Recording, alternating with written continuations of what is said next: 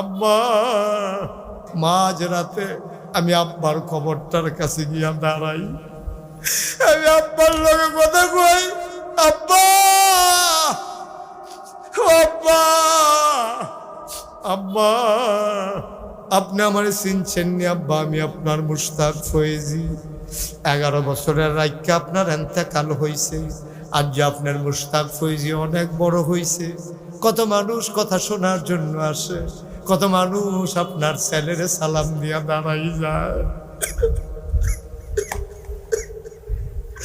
আব্বা আব্বা আপনি কবরে কেমনে থাকেন? আপনার কবর জান্নাত হইছেনি, আপনি জান্নাতি খানা পাননি। আপনি কি মাটির বিছানায় শুইছেন না জান্নাতি বিছানা দিছে?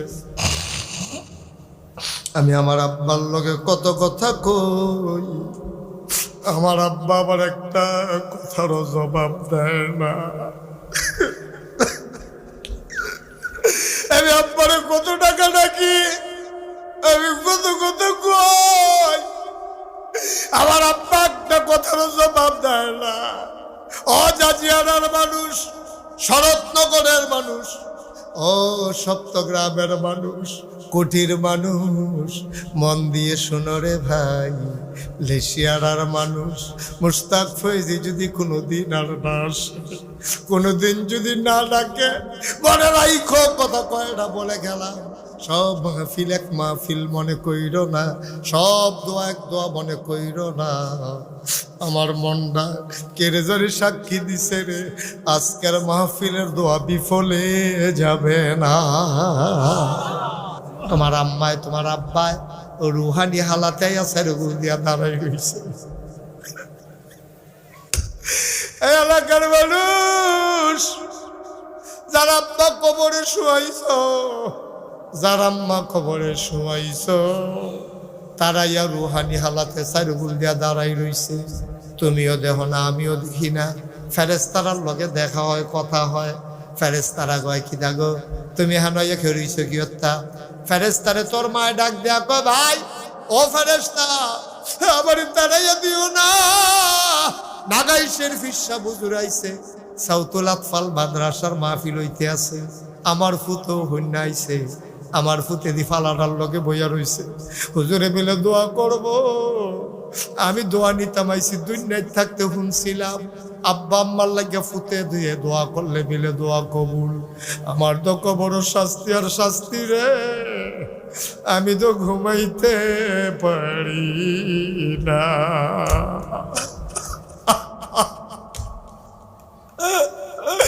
আমি তো ঘুমাইতে পারি না, আমার কবরে দাও দাও গুণ। আমি কি দুঃখে আছি তোমরা কেমনে কইতাম। আশায় আশায় রইছি কোন দিন মাহফিলটা হবে। আমার ফুতে মাহফিল হইয়া আমার কথা মনে করে দুইটা ফোঁটা চোখের পানি ফালাবে। এই চোখের পানিটার উছিলায় কেমনে আমার কবরটানি জান্নাত হয়, এই আশায় আইয়া দাঁড়াই রইছি। আমারে তাড়াইয়া দিও না, আমারে তাড়াইয়া দিও না। আমি দোয়া লইয়া গিয়া দেখতাম চাই আমার কবরটা জান্নাত হইছে নি। সুবহানাল্লাহ কয় না? কথা একটা মনে পড়ছে রেখে কইলিটা একটু খেয়াল করে। আমি যখন যেটা প্রশ্ন করি আওয়াজ দিয়া লইয়া পড়বেন। আওয়াজ কারে কয় শোনাই দিবেন সব। আমিন কর না, জোরে কর, আরো জোরে বলেন মারহাবা। আমার জন্য ঠিকঠাক। হ্যাঁ, তো যেই কথাটা কইছিলাম মনে পড়ছিল, একবার আপনার মা মারা গেছে।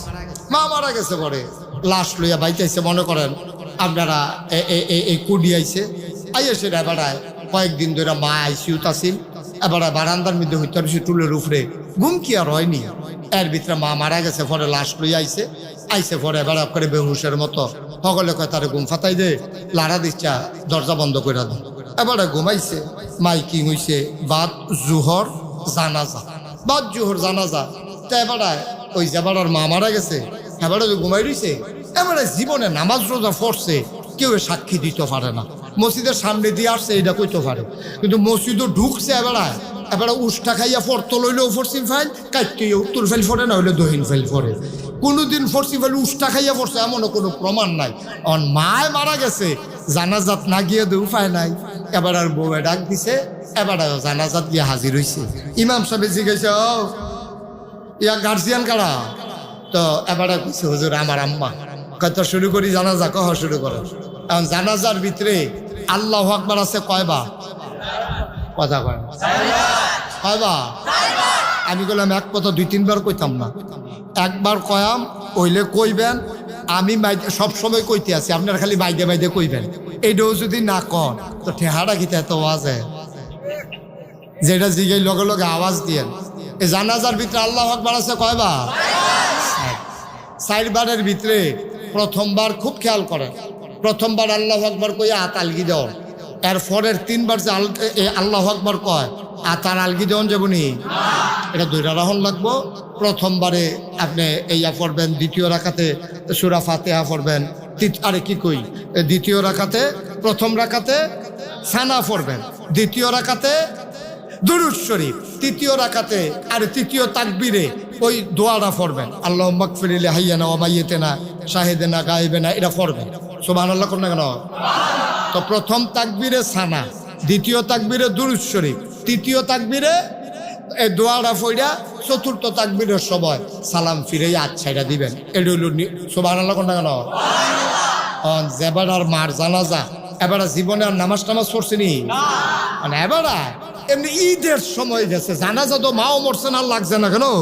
অন মরছে দেখে না কাম লাগছে, ঈদের সময় আবার গেছে, এবার ঈদগাহ দেখছে হুজুরে যতবার আল্লাহু আকবার কয় জনগণে এতবার আতালগি দেয়। এবারে মনে করছে জানাটা এরকমই হইব, এবারে 4বার আতালগি দিচ্ছে। 4বার কিতা করছে? জানাজা যখন শেষ হয়েছে, মুরব্বী এক বেড়া লগে দিয়ে খেয়ে আসিল, হ্যাঁ বেড়ায় কয় তুমি কি জীবনে জানাজা পড়ছো না? কয় কি হইছে? কয় তুমি হাই আতালগি দাও কিতা না নিয়ম হইলো ফইলার বার দেওয়ান বাহির বার ধরে হর, তো তুমি হাই আতালগি দিছি কিতা? এবার মনে মনে কয়ার লেগে তো জানাজা তাই না, মায় মারা গেছে দেখে না অন লাগছে, তে খুব স্যাচ্ছে। আবার এমনি ত্রিমাসের সামনে দমক দেওয়ার, আচ্ছা এরকম কত আল্লাহু আকবার আইব, হ্যাবলা কেডা আতালগি দেয় দেখা যাবে। 15 দিন পরে ঈদ, 15 দিন পরে কি তো ঈদের নামাজ হতে গিয়ে যখন দাঁড়াইছে, এখন কি প্রতি এই তাকবীরের সময় কি 2 রাহন আলগি দাও? যতবার তে আলগি দেয় সকলে তে আরো কিরমিরি দিয়া সিফা দিয়া 2 রাহে, কারণ তো একবার তুললে যে বিপদে পড়ছি, তে এখন যত আল্লাহ আকবার তে আরো জাতা দিয়া ধরে। নামাজ যখন শেষ হয়েছে আরেকবার কয়, ও তুমি কি দেহা দেহি আলগি দিতে পারছো না? কই কথাটাই কইও না।